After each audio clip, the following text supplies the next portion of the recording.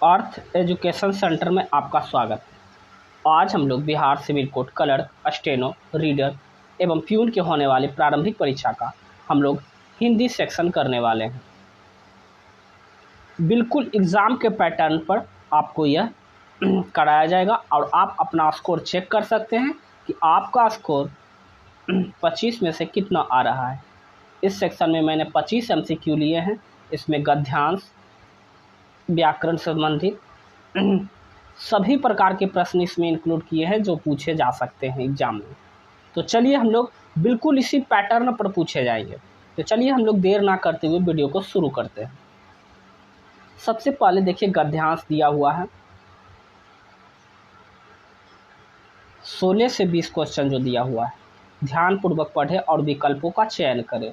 तो सबसे पहले हम लोग गद्यांश की तरफ देखिए, गद्यांश है उसको पढ़ लेते हैं। साहित्य एक सात्विक जीवन है, उसे कठिन तपस्या और महान यज्ञ समझना चाहिए। साहित्य जो है एक सात्विक जीवन है, इसे कठिन तपस्या और महान यज्ञ समझना चाहिए। क्या समझना चाहिए? तपस्या और महान यज्ञ समझना चाहिए। यहाँ व्यक्ति के व्यक्तित्व का कोई स्वतंत्र विषय नहीं रह जाता है। उचित साहित्य का यह भावभूमि, वहाँ अपरिग्रह साम्राज्य फोटो नहीं छापे जाते, वहाँ प्राणी मौन रहती है, गाथा गाने से सुख नहीं मानती, उसे उच्च स्तर पर जितने क्रियाकलाप होते हैं आत्म प्रेरण से होते हैं। कह रहा है कि उच्च स्तर में क्रियाकलाप से होते हैं, आत्म प्रेरण से होते हैं। आज के दिन में हिंदी में आत्म प्रेरण और आत्मकथा का नाम लेना भी क्या है? पाखंड बढ़ाना है।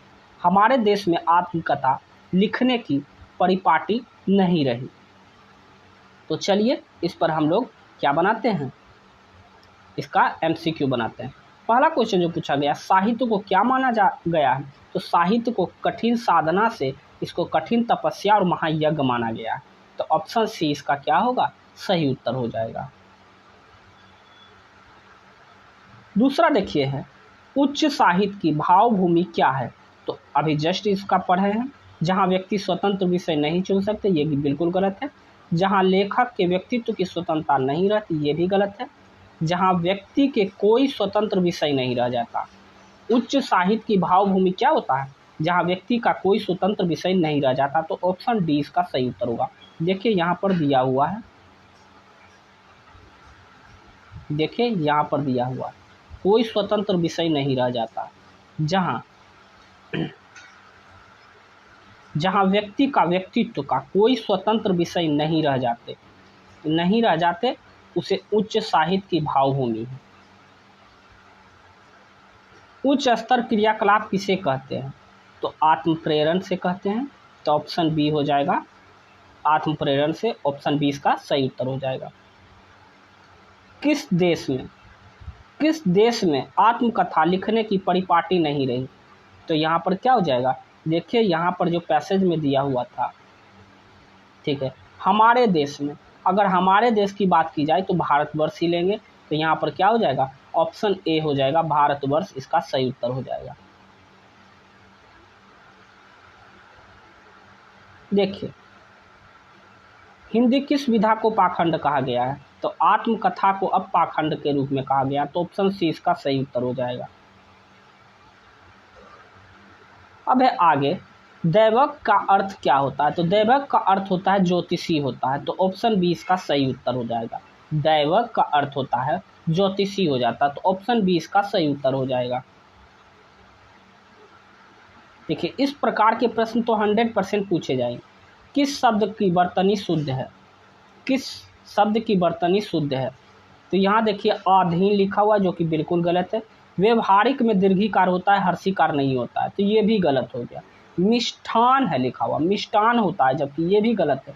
अत्यधिक जो है बिल्कुल सही वर्तनी लिखा हुआ है। तो ऑप्शन डी इसका क्या होगा? सही उत्तर हो जाएगा। आप लोग कमेंट सेक्शन में भी कमेंट करके बताइए कि आपका कितना स्कोर आ रहा है। किस रस को रसराज कहा जाता है? तो श्रृंगार रस को रसराज कहा जाता है। ऑप्शन ए इसका क्या है? सही उत्तर होगा। देखिए आगे का जो प्रश्न है, तेल देखो तेल की धार देखो का अर्थ क्या है? तेल देखो तेल की धार देखो का अर्थ क्या है? लापरवाही से नुकसान होना? नहीं। तेल की धार देखकर तेल की परीक्षण करना, ये भी गलत है। काम करते समय उसकी पहचान करना, ये भी गलत है। रुख पहचाना, तेल देखो तेल की धार देखो का अर्थ होता है रुख पहचानना। तो ऑप्शन डी इसका सही उत्तर होगा। मुख का विलोम शब्द क्या होता है? तो मुख का विलोम शब्द जो होता है वो होता है गौण होता है। क्या होता है? गौण होता है। तो ऑप्शन सी इसका सही उत्तर होगा। आगे का जो प्रश्न है, कमल का पर्यायवाची शब्द क्या है? तो कमल का पर्यायवाची रजनीगंधा नहीं, गुलाब नहीं, मल्लिका नहीं, अम्बुज हो जाएगा। तो ऑप्शन सी इसका सही उत्तर होगा। आप एलिमिनेट करके भी इसको बना सकते थे। यहाँ पर देखिए पूछा है किस वाक्य में अपादान कारक है? अपादान कारक, ठीक है। तो अपादान कारक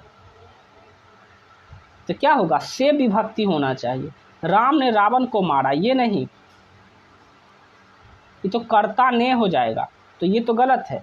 मोहन से अब रहा नहीं जाता, ठीक है।